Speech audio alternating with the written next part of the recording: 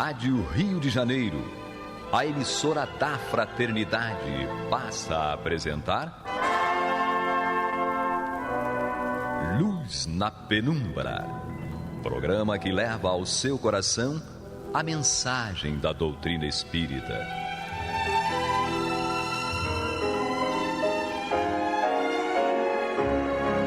E com vocês, Eduardo Araújo, para o estudo de O Livro dos Médiuns, da obra codificada por Allan Kardec. Olá, prezados ouvintes da Rádio Rio de Janeiro, sejam todos muito bem-vindos. Está entrando no ar o programa Luz na Penumbra e nós vamos juntos estudar o Livro dos Médiuns de Allan Kardec, com ele, Paulo Renato. Deus nos abençoe, Jesus Cristo nos ilumine a alma. E com ela, Maria de Fátima Miranda. Cadê ela, ô Paulo Renato? Eu acho que ela tá por aí. Miranda foi fugiu. Beber água. Miranda fugiu, foi beber água, tomar um chazinho. Isso. Deixou só a cadeira aqui. Vamos ajeitar a cadeira dela, o microfone. Daqui a pouco ela está de volta. E nós juntos, com muita fé e muita esperança que Maria de Fátima Miranda vai voltar, nós vamos aqui dar continuidade ao estudo de O Livro dos Médiuns, no seu capítulo 31, que trata das dissertações espíritas. Hoje nós vamos ler uma mensagem do Espírito São Bento. Paulo Renato, muitos ouvintes nossos questionam: eu não entendo o espiritismo, é São Luís, é São Bento, que tanto santo é esse que tem lá no livro de Kardec? Afinal, é um livro católico ou é um livro espírita? Muita gente que está conhecendo a doutrina espírita se questiona. Santo Agostinho, que tanto santo é esse que tem nos livros de Kardec? É porque se falasse só Bento, poderia ser qualquer Bento. Quando falar só São Bento, nós nos remetemos digamos assim, a angiologia católica, né? Em que fala daqueles grandes mártires, daquelas grandes almas que viveram os ensinos de Jesus no seu dia a dia e se dedicaram ao bem-estar do próximo. Então é a pura identificação, é a maneira de identificar, de nós localizarmos geograficamente e, digamos, temporalmente essas pessoas que são citadas. Kardec só colocasse, repito, um nome genérico, Bento, nós perguntaríamos, mas que Bento é esse? Quem é esse Bento? Quando fala São Bento, São Luís, Santo Agostinho, a gente se remete mentalmente àquela personalidade tão aclamada, né? Tão honrada, tão amada. Eu lembro que teve referenciada pela espírito que ele assinava Agostinho. E aí o pessoal chamava ele de Santo Agostinho. Aí um dia questionaram ele: você é Santo Agostinho? Ele falou: não, eu sou Agostinho, santo é por conta dele. É, isso aí. Porque não especificou. Como diz os espíritos Allan Kardec, numa dada resposta, ele falou: aos homens são precisas regras precisas para que eles não se percam. Então, no caso de identificação, também é preciso uma identificação mais precisa para que a gente não torne geral o que é específico, né, o que é particular. Então é natural que Kardec tenha colocado a expressão, a qualidade, aí são antes, né, do próprio nome. Isso é uma coisa também que as pessoas questionam, porque muito se diz, e com razão, de que nem todos aqueles que foram proclamados pela Igreja como santos o foram. Isso é uma questão mais complexa, porque não é uma resolução humana que vai dar santidade a alguém. Mas, efetivamente, alguns deles que foram canonizados, que viraram santos da Igreja, realmente foram espíritos que se esforçaram na prática do bem, da mensagem do Evangelho do Cristo, e outros até muito mais antigos, né, que nem... porque o fato de você receber a qualificação de santo não é algo que seja dado por uma questão humana, é algo que é do Espírito. Não? O que é ser um santo? É aquele que cumpre a vontade de Deus. Aquele que é um espírito que está numa condição de espírito mais elevado, não necessariamente puro, mas um espírito mais elevado. Mas efetivamente, Paulo Renato, nem todos aqueles que foram tidos como santos realmente o eram. Até porque é digamos assim, uma qualificação humana, né? Nós aqui colocamos esses rótulos, esse título nas pessoas que consideramos boas, pessoas justas, então nós damos essas qualificações. Mas lembrando Jesus, quando fala lá para Salomé, né, que mãe de João, de Tiago, né, que quanto a sentar à direita dele ou à esquerda dele, isso pertencia a Deus, né? Então, nem Jesus deu o título, digamos assim, estendendo aí o comentário, nem Jesus deu o título de santo para ninguém, porque o santo, na visão que nós temos, ensinada pela igreja, é aquele que está ao lado de Deus, pelas suas qualidades. Então, Jesus falou que a esse respeito o julgamento pertence a Deus. Mas a doutrina espírita também não compete verificar, avaliar ou qualificar os espíritos que se comunicam pelos seus rótulos. O Espiritismo, e Kardec é bem claro a respeito disso, o Espiritismo analisa o conteúdo da mensagem e vê se a mensagem tem aquele conteúdo moral que faria com que a personalidade citada ou assinada na mensagem faria com que aquela entidade não se envergonhasse da mensagem. Kardec aceitou com muita naturalidade aquele nome sugerido ali, escrito, porque sabe que aquele espírito, quando encarnado, teria dito justamente aquilo, faria justamente aquilo que sugere na mensagem.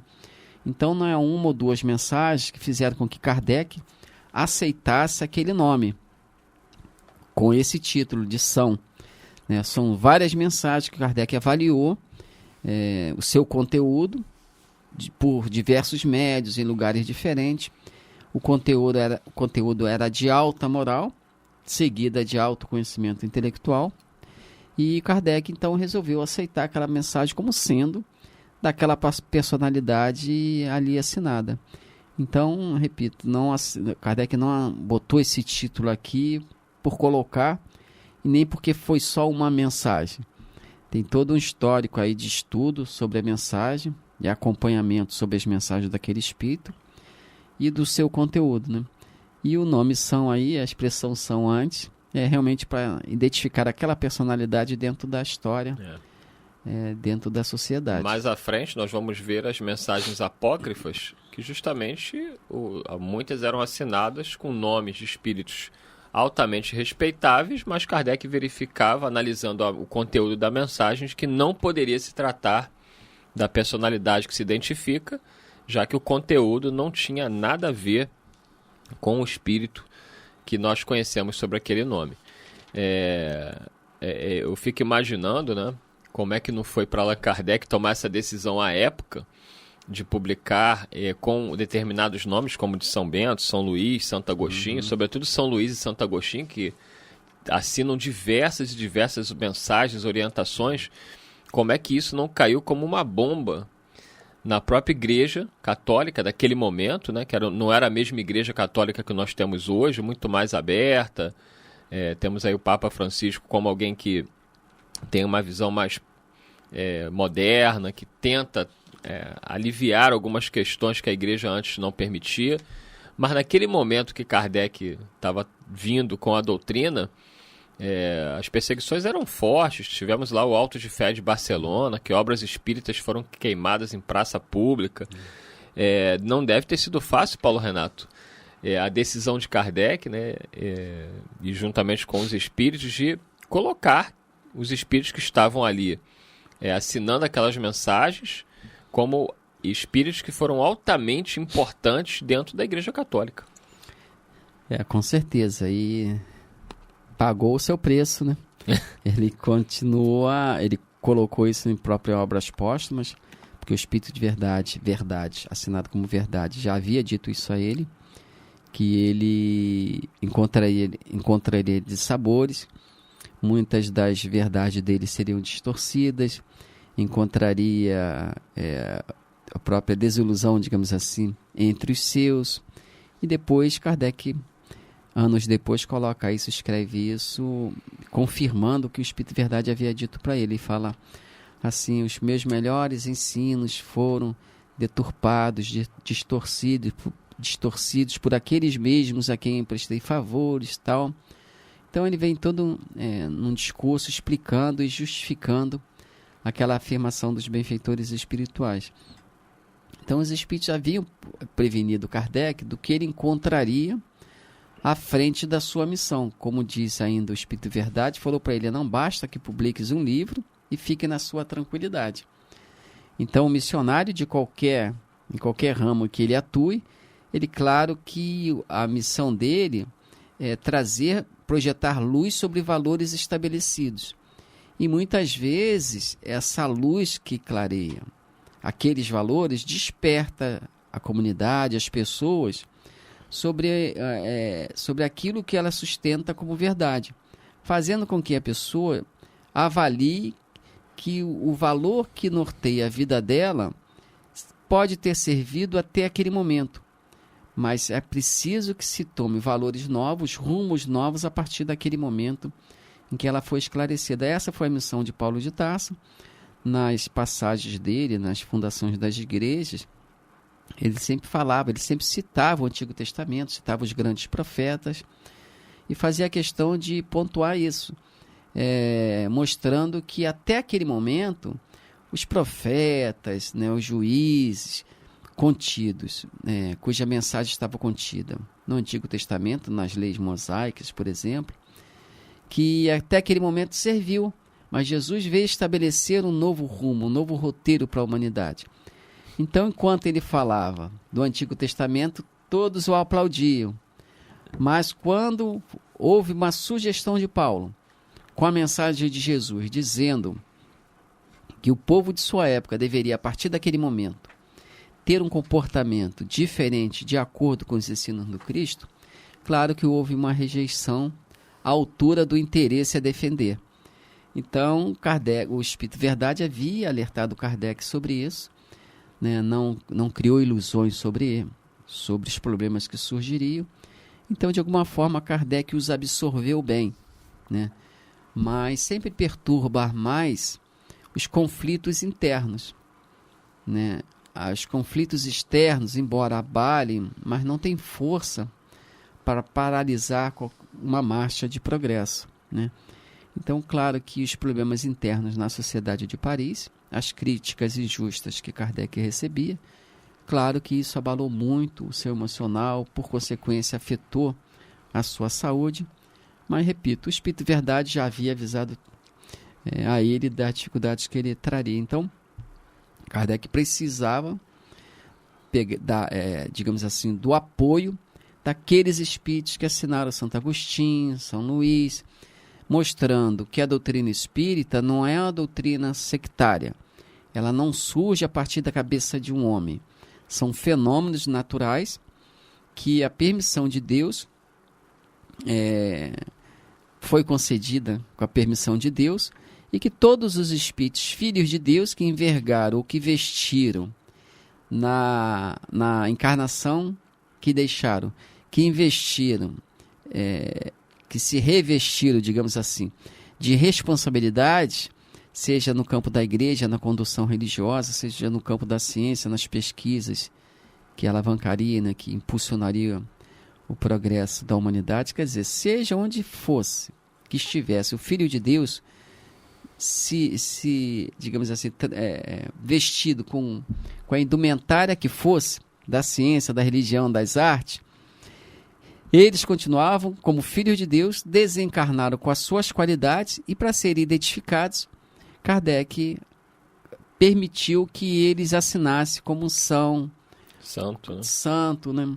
Eles mesmos, pela sua natureza, pela sua grandeza espiritual, com certeza não faziam uso desse nome no mundo espiritual, nas suas relações. Era uma mera questão de identificação. Tomaram dessas expressões para que nós, repito, pudéssemos identificá-las.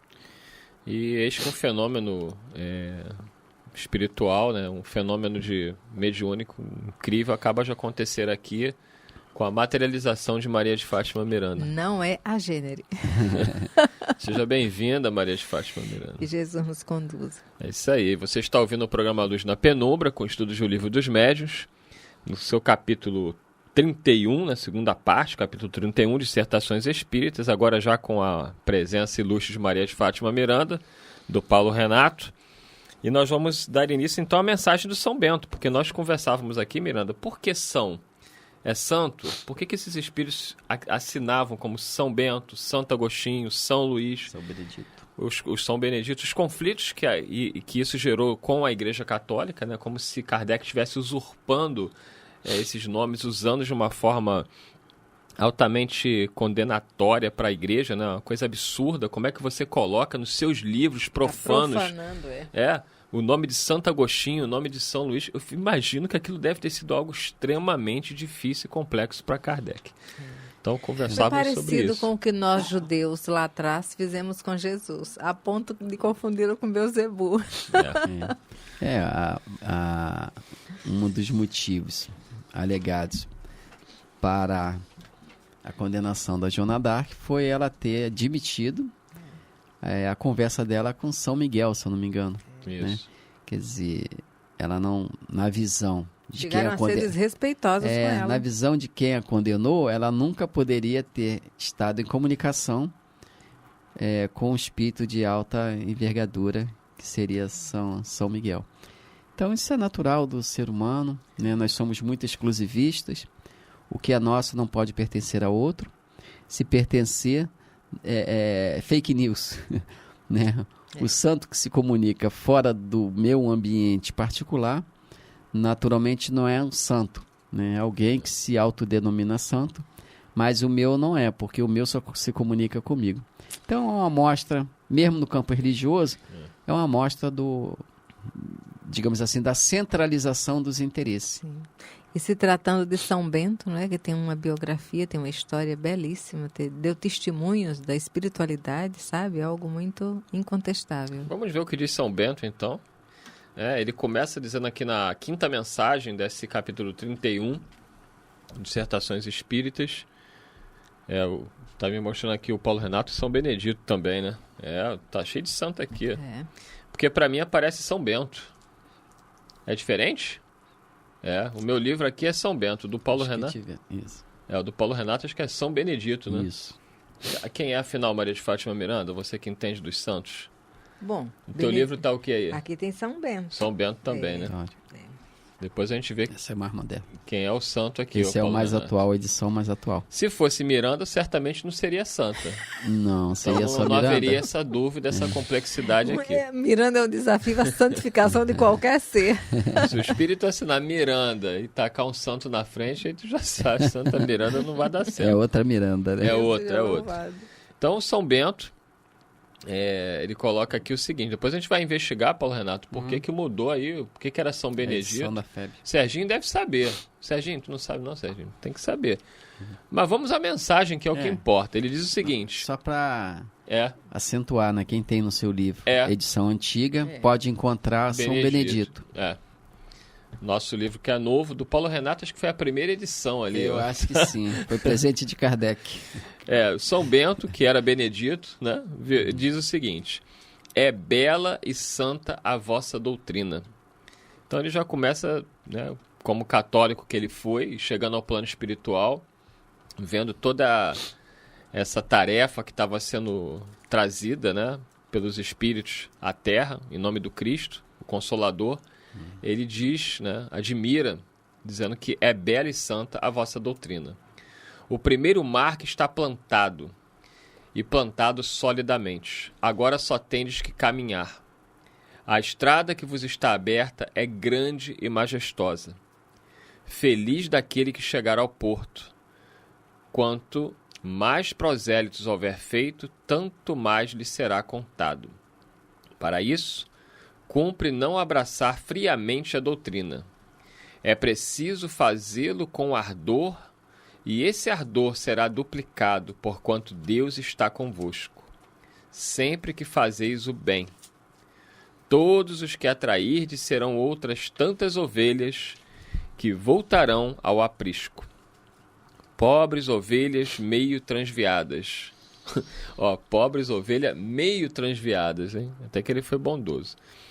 Crede que o mais cético, o mais ateu, o mais incrédulo, enfim, tem sempre no coração um cantinho que ele desejara poder ocultar a si mesmo. Esse cantinho é que é preciso procurar, é que é preciso achar, é o lado vulnerável que se deve atacar.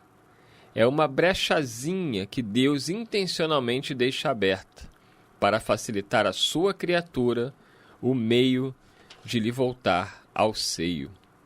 E aí, Maria de Fátima Miranda? Mensagem bonita aqui de São Bento, que começa dizendo: é bela e santa a vossa doutrina. Acho que nós não temos noção do que representa o Consolador prometido na terra, a doutrina espírita. Sim, e nós ficamos imaginando alguém que teve uma compreensão religiosa, né, cheia de recursos diferentes do que é a doutrina, e ainda traz uma linguagem que ele fala do proselitismo aqui, né? Ele ainda vem com aquela ideia de que quanto mais prosélitos houver feito, tanto mais será contado. Mas nós até compreendemos, porque aqui ele está falando de disseminar a doutrina, de espalhar, né? De levar o conhecimento de outros. E vai nos fazendo ver que tanto o cético quanto o ateu e o incrédulo, eles têm no coração um cantinho que deseja poder ocultar de si mesmo, porque é a nossa necessidade. A busca da verdade está intrínseca no espírito, porque é o chamamento do Pai. Chega o dia que não tem como se render mais, né? Não teremos mais onde nos esconder. Quando não, a dor deixa isso bem evidente. E, fragilizado por ela, naturalmente é o único recurso que nos resta é render o nosso orgulho e nosso egoísmo diante desse Pai, que é magnânimo, bom e justo. Paulo Renato. Nós vimos aqui no Evangelho segundo o Espiritismo, no capítulo 17, item 4, quando fala sobre os bons espíritas. Né? É muito interessante ler com mais cuidado, com mais vagar, mas nós vamos selecionar algumas questões aqui. Ele fala aqui logo no início: o Espiritismo não institui nenhuma nova moral, apenas facilita aos homens a inteligência e a prática da do Cristo. Muitos, entretanto, dos que acreditam nos fatos das manifestações, não lhes apreendem as consequências, nem o alcance moral. Aí ele vai continuando falando e fala assim: alguns ainda muito tenazes são os laços da matéria para permitirem que o espírito se desprenda das coisas da terra. Pulando algumas linhas, ele diz: tem a crença nos espíritos como um simples fato, mas que nada ou bem pouco lhes modifica as tendências instintivas. Numa palavra, não divisam mais de que um raio de luz insuficiente a guiá-los e a lhes facultar uma vigorosa aspiração, capaz de lhes sobrepujar as inclinações. Estou lendo isso porque ele fala aqui, mas para isso cumpre não abraçar friamente a doutrina. É preciso fazê-la com ardor, né? Então, muitas vezes, nós estamos dentro da doutrina espírita, elaboramos estudos para repassar adiante, né? Fazemos com algum lustro, né? Com algum brilho, mas muitas vezes, como ele diz aqui, a crença em si não nos toca o coração. Fica no automatismo do ato exterior. Ficamos mais num movimento, né? Num movimento. Eu parado, me movimentando, também estou em movimento. Mas tem que ter um movimento de sair do lugar, de se deslocar. Então, às vezes, a gente pode se enganar nesse ativismo que o trabalhador da casa espírita, né, da causa espírita, se envolve. A gente pode criar ilusões, às vezes, que são prejudiciais no que diz respeito ao bom aproveitamento do tempo, dos recursos que emprestamos. Então, quando ele fala de abraçar a doutrina espírita com o ardor necessário, a gente volta novamente àquela questão de que a doutrina espírita era um instrumento de melhoria do ser, né? Melhoria num aspecto intelectual e num aspecto moral. Nós temos que estar sempre com as atenções voltadas para esses dois aspectos do progresso que são absolutamente necessários. Reencarnamos para isso, né? Iluminar o raciocínio, de alguma forma nós o fazemos pela necessidade de sobreviver. Mas nas questões morais, temos que lançar mão dessa ferramenta excelente que é a doutrina espírita. E eu vou lançar mão de encerrar o programa, já que o Paulo Renato, mais uma vez, não olhou para o relógio. Muito obrigado, Maria de Fátima Miranda, Paulo Renato, Serginho e a todos vocês, prezados ouvintes. Muita paz e até o próximo programa.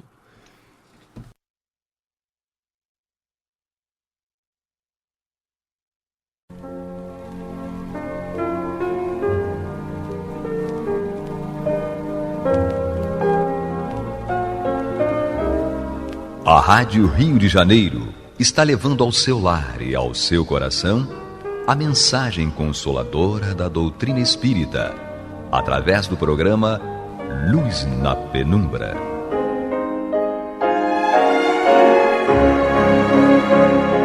E agora com vocês, César Augusto Lourenço Filho, para comentar os textos da Revista Espírita de Allan Kardec, no período de 1858 e 1869.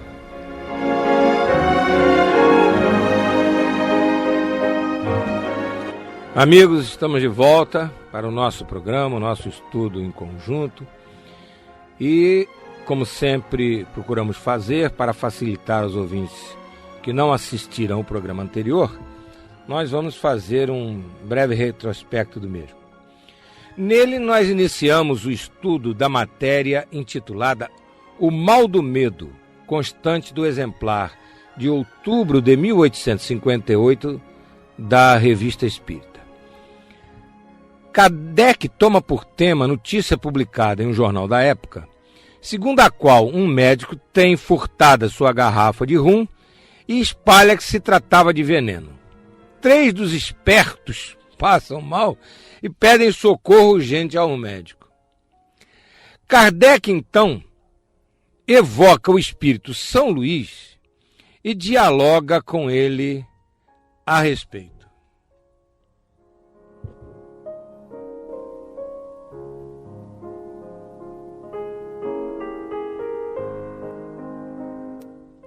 Como neste programa prosseguiremos estudando a resposta dada pelo espírito à pergunta de Kardec, vamos repetir a indagação que nós lemos no programa anterior.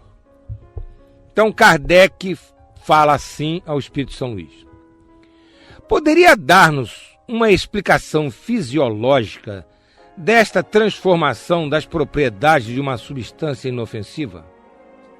Sabemos que pela ação magnética pode ocorrer tal transformação, mas no caso vertente não houve emissão de fluido magnético, agiu apenas a imaginação e não a vontade.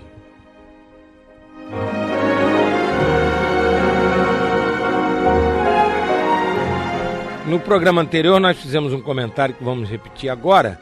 Kardec diz que o rum é inofensivo, e então nós explicamos que inofensivo no que respeita a produzir aqueles graves sintomas, que como ele, Kardec, na própria pergunta já induz a pensarmos, ele já sabia de antemão que se tratava de imaginação, que não havia sido a bebida que dera aquele efeito todo nas pessoas. Agora vamos ver então como é que a resposta é dada pelo Espírito São Luís do ponto em que nós paramos em diante. Em todo caso, não seria verificada a morte. É simples lição para os culpados e divertimento para espíritos levianos. Então nós estamos continuando a ler a resposta que no programa passado nós iniciamos e cortamos no meio em função da disponibilidade de tempo. Então, o Espírito São Luís está dizendo que não iria haver a desencarnação, que aquilo, apesar de tudo que aquelas pessoas sentiram, aquilo seria uma simples lição para divertimento daqueles espíritos levianos que estavam se divertindo às custas dele. Vamos continuar então a leitura. Assim procedem sempre que se lhes oferece uma oportunidade, que até procuram para a sua satisfação. Podemos evitar isto, e falo para vós, elevando-nos a Deus por pensamentos menos materiais que os que ocupavam o espírito daqueles homens. Os espíritos malévolos gostam de se divertir. Cuidado com eles. Aquele que julga dizer uma frase agradável às pessoas que o cercam e que diverte uma sociedade com piadas e atos, por vezes se engana e muitas vezes pensa que tudo isso vem de si próprio. Os espíritos levianos que o cercam, com ele de tal modo se identificam, que pouco a pouco o enganam a respeito de seus pensamentos, enganando também aqueles que o ouvem.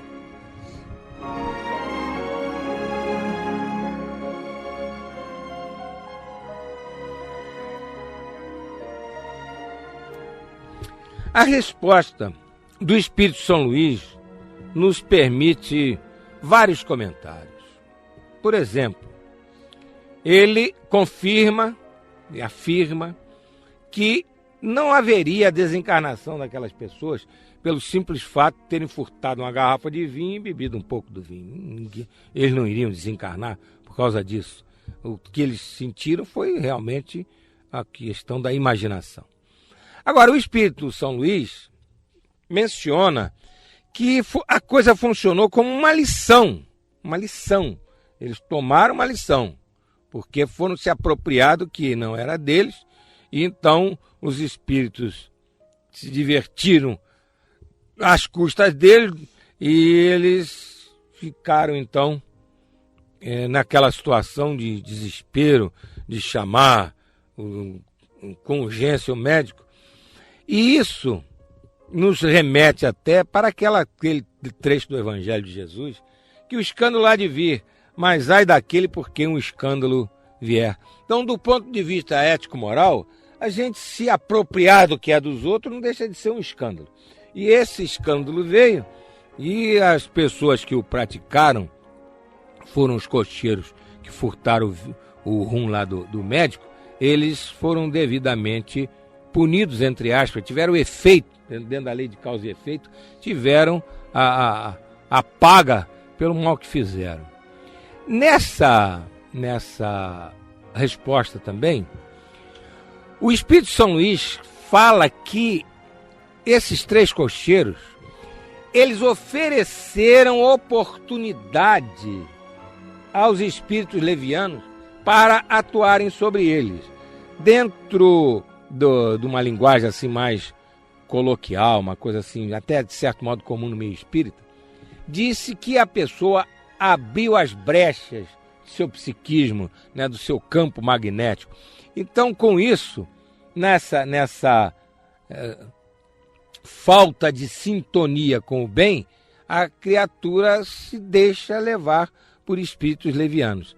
Tanto que a defesa, a proteção que a gente tem com relação a um espírito que haja dessa forma, procura nos induzir para o mal, está justamente na sintonia que nós consigamos com o bem, com os espíritos superiores, enfim, pensamentos, vontade voltadas para coisas elevadas.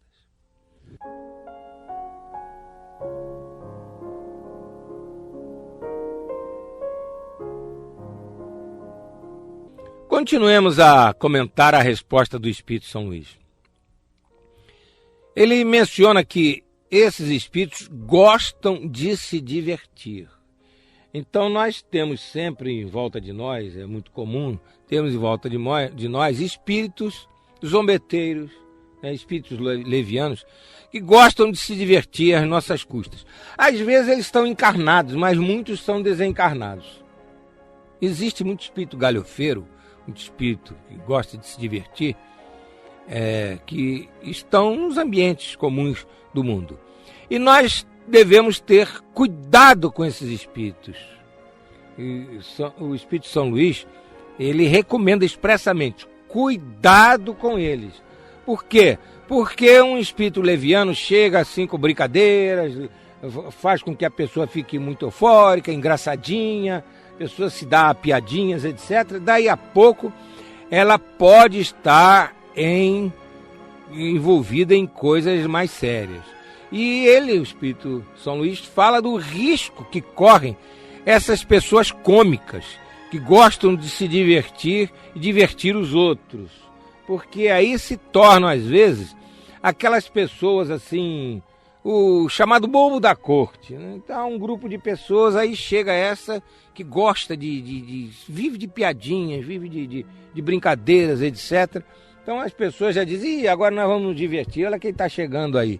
Quer dizer, a criatura já fica com aquele estigma de quem não sabe falar sério, pessoa que só vive de brincadeira, quando fala sério as pessoas pensam que está brincando.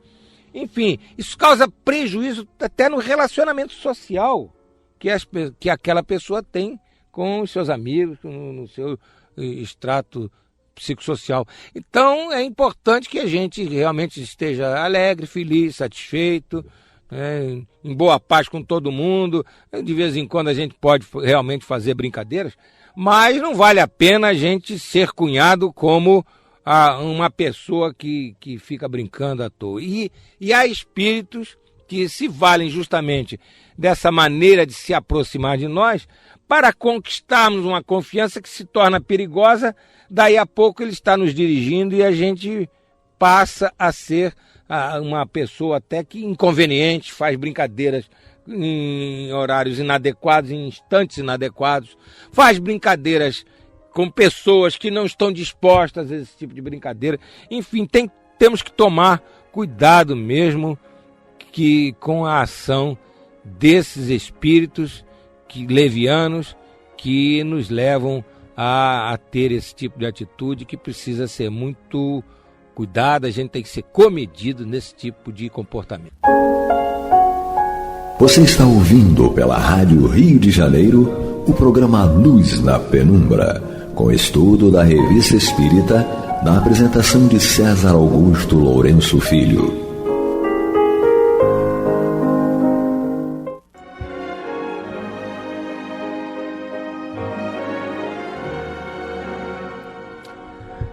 A resposta do Espírito São Luís termina da seguinte forma: neste caso, pensais estar tratando com um homem de espírito, que não passa de um ignorante.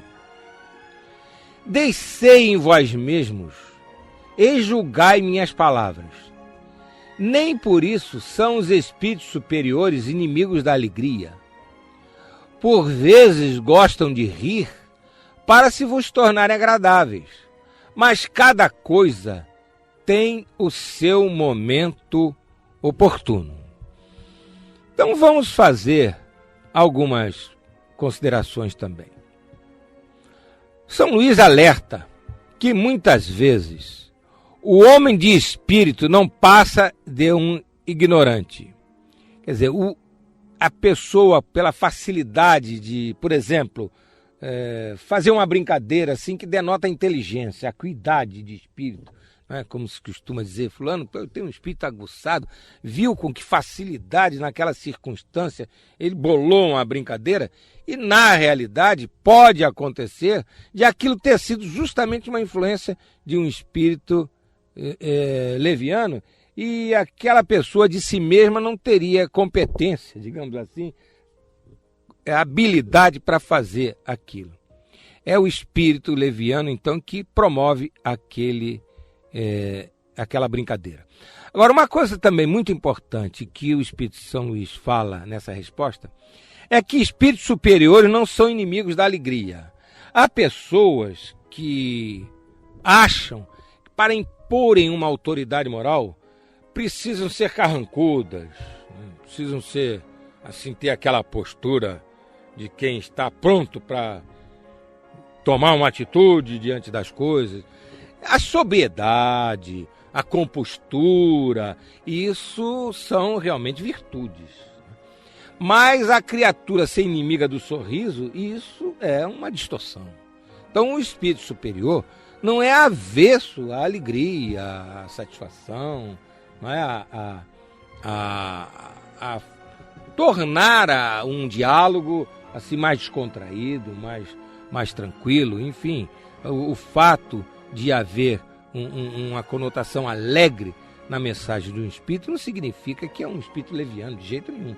Então, como sempre, a forma, né, o processo para nós sabermos se o espírito é superior ou é um espírito inferior está na beleza da forma e principalmente no conteúdo das suas manifestações.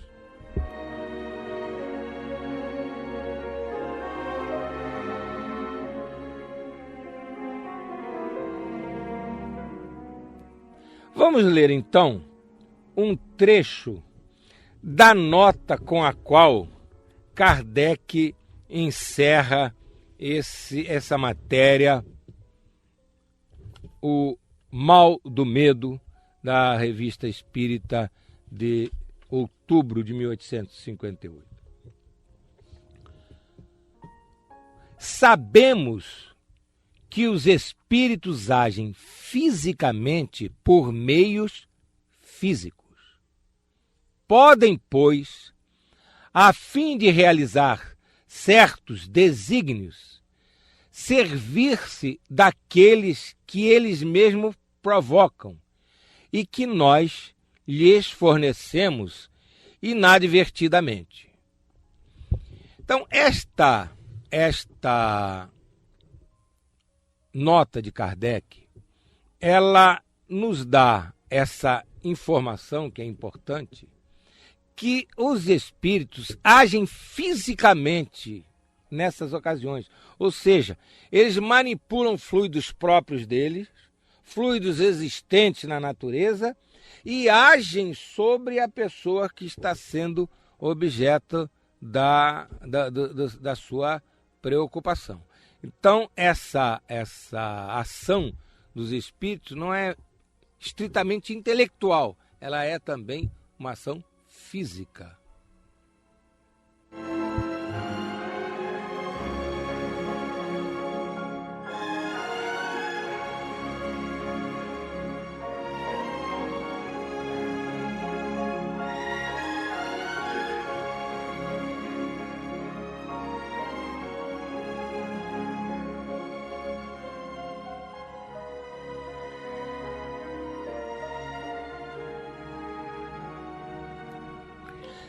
No programa anterior, nós comentamos essa questão da movimentação de fluidos a que Kardec se refere. No trecho lido, Kardec alerta, indiretamente, para a chamada coisa feita, ressaltando a facilitação que o encarnado pode oferecer. Nós já falamos isso aqui em programas anteriores, aquela questão do corpo fechado. Então, quando a gente dá sintonia, entra em sintonia com espíritos desses jaez, espíritos levianos, espíritos que ainda estão voltados para coisas materiais, nós nos fragilizamos, nós nos tornamos sensíveis a incursões indevidas de espíritos que podem não ser simplesmente levianos, não. Podem ser espíritos que têm a intenção de nos prejudicarem enormemente. Então, essa falta de cuidado com relação à influência de espíritos sobre nós é uma coisa muito séria. A gente tem que estar sempre vigiando e orando.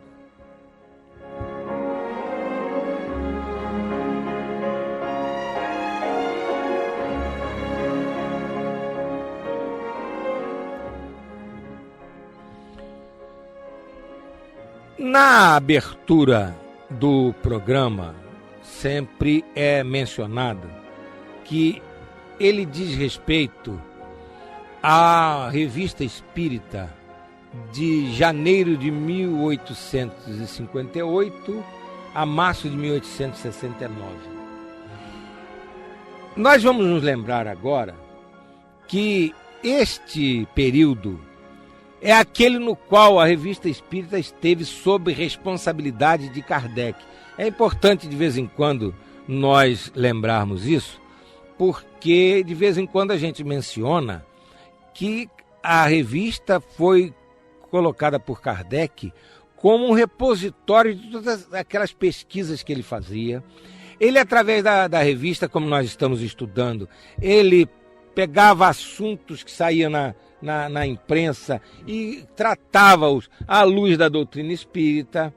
Ele, da revista, das correspondências que ele recebia de terceiros, lembram-se aqueles que assistiram o primeiro programa, que Kardec pediu a colaboração dos leitores no sentido de enviar relatos de fatos concretos que denotavam, que demonstravam a atuação de espíritos desencarnados. Quer dizer, então, nesse período da Revista Espírita, que esteve sob responsabilidade de Allan Kardec, ela foi assim, ela permeou a doutrina espírita. Por quê? Porque através dela, Kardec ia não só transmitindo os avanços que alcançava nos trabalhos de codificação, como ele também recebia informações do mundo inteiro a respeito da fenomenologia e a respeito dos conceitos que os espíritos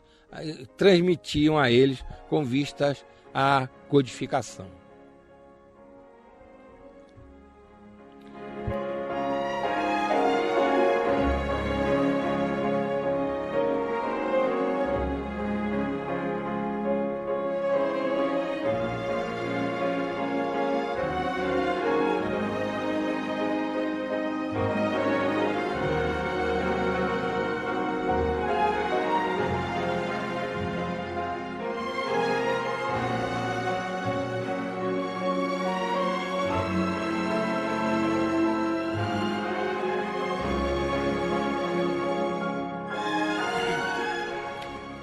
Mas com os estudos que nós fizemos no programa de hoje, nós encerramos o trato da matéria O Mal do Medo.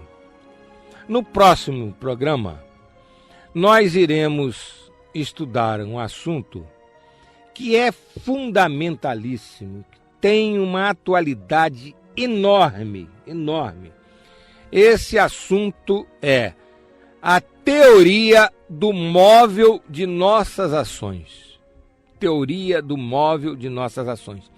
Essa matéria, Kardec colocou logo depois da que nós encerramos hoje, O Mal do Medo, justamente porque é uma espécie assim de apanhado daquilo que na doutrina espírita se reúne, se aplica nesses tipos de comportamentos. Por que nós pensamos de determinada forma? Por que nós agimos de determinada forma?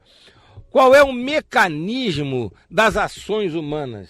Elas estão submetidas a que tipo de coisa? Nós agimos por agir ou existe todo um arcabouço espiritual que explica a forma pela qual a gente age e a gente reage? Isso nós iremos ver no próximo programa, que, como dissemos, nele iremos iniciar o estudo justamente da matéria Teoria do Móvel de Nossas Ações, inserida por Kardec igualmente no exemplar de outubro de 1858 da Revista Espírita.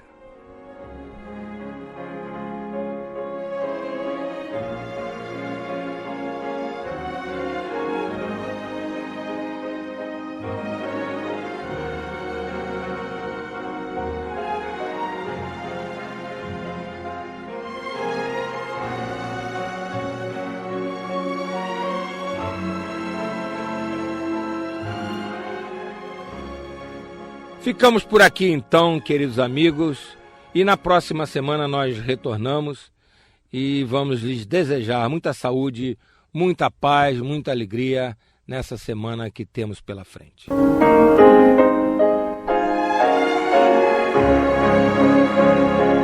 E vamos ouvir agora a prece de encerramento de nosso programa, na voz de Geraldo de Aquino.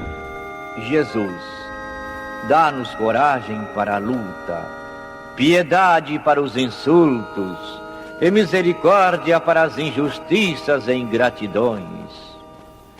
limpa nossa alma de inveja e ambições mesquinhas, de ódio e de vingança o nosso caminho.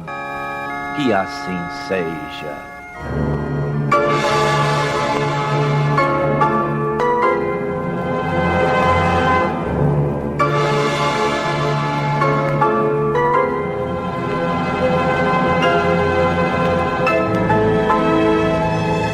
Acabamos de apresentar o programa Luz na Penumbra, que voltará a ser apresentado amanhã às 21 horas nesta emissora.